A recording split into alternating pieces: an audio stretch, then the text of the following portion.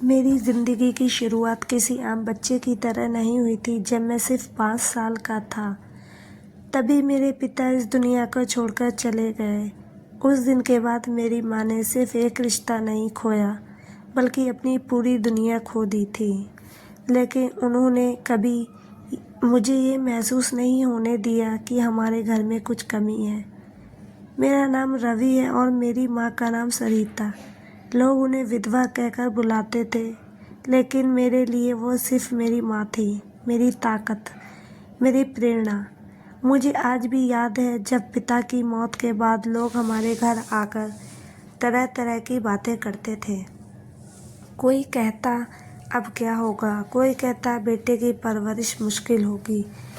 माँ सब कुछ चुपचाप सुनती थी, लेकिन उनके चेहरे पर कभी कमज़ोरी नहीं दिखती थी। उन्होंने तय कर लिया था कि चाहे कुछ भी हो जाए, वो मुझे एक अच्छा इंसान बनाएंगी। हमारा घर छोटा सा था और आमदनी का कोई ज़रिया नहीं था। माँ ने सिलाई का काम शुरू किया, दिन रात मेहनत करती थी। कभी कभी तो रात के 2 बजे तक भी मशीन चलती रहती थी। मैं कई बार उठकर उन्हें देखता था, उनकी आंखों में नींद होती थी, लेकिन मेरा हाथ रुकते नहीं थे। माँ सो जाओ, मैं कहता था। वो मुस्कुराकर कहती, बस बेटा ये काम पूरा कर लूँ, फिर सो जाऊंगी। जब मैं स्कूल जाने लगा तब असली संघर्ष शुरू हुआ। फीस भरना, किताबें खरीदना, हर चीज़ माँ के लिए चुनौती थी।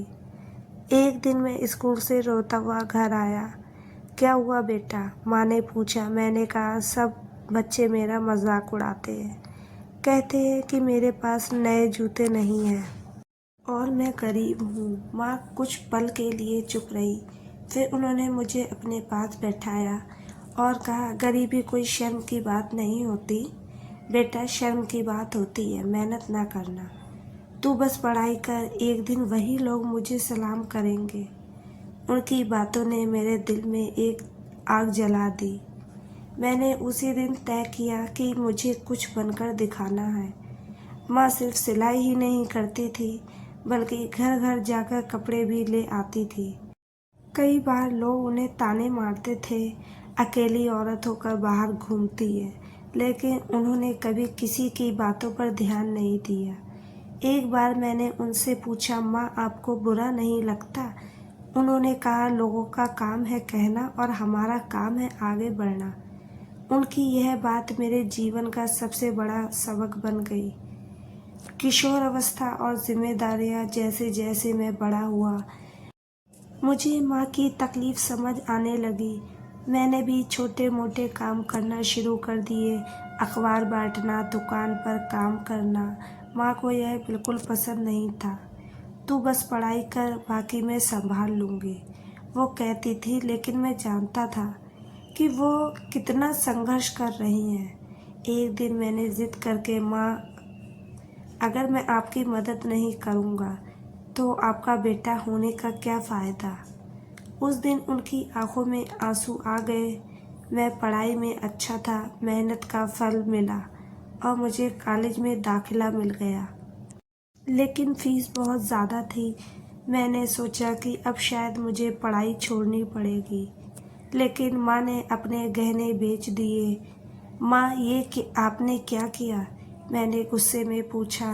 वो मुस्कुराई और बोली, गहने पहनने के लिए नहीं होते, ज़रूरत के वक्त काम आने के लिए होते हैं। उस दिन मैंने महसूस किया कि माँ का प्यार किसी भी चीज़ से बड़ा होता है। समाज की नज़रें हमारी ज़िंदगी आसान नहीं थी। लोग अब भी माँ को अलग नज़र से देखते थे।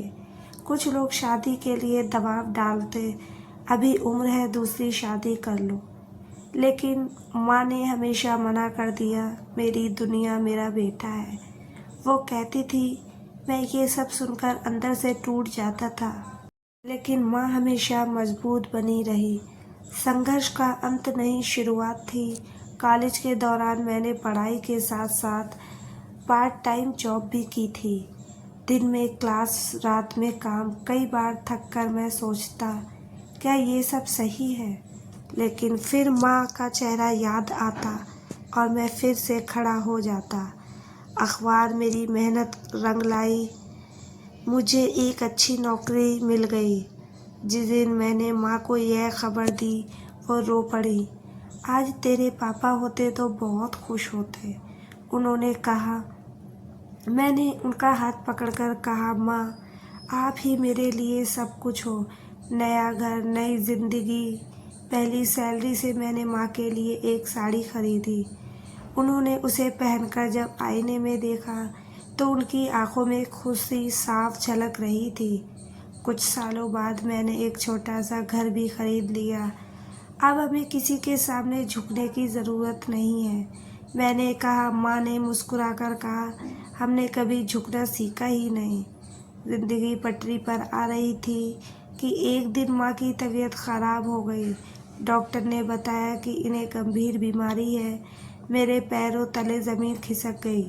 मैंने हर संभव इलाज कराया, लेकिन माँ धीरे धीरे कमज़ोर होती जा रही थी। एक रात उन्होंने मेरा हाथ पकड़कर कहा, रवि अगर मैं ना रहूं तो अपना ख्याल रखना। मैंने रोते हुए कहा, माँ ऐसा मत कहो, आप ठीक हो जाओगी। वो मुस्कुराई, मुझे तुम पर पूरा भरोसा है। कुछ दिनों बाद माँ मुझे छोड़कर चली गई।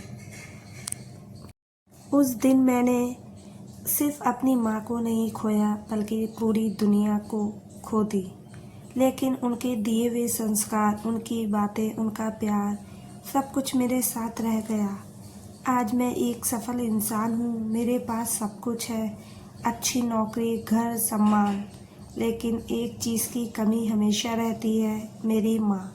मैं आज भी जब किसी मुश्किल में होता हूँ तो उनकी बातें याद करता हूँ। मेहनत करो, कभी हार मत मानो। मेरी माँ ने मुझे सिर्फ जीना नहीं सिखाया, बल्कि संघर्ष करना सिखाया।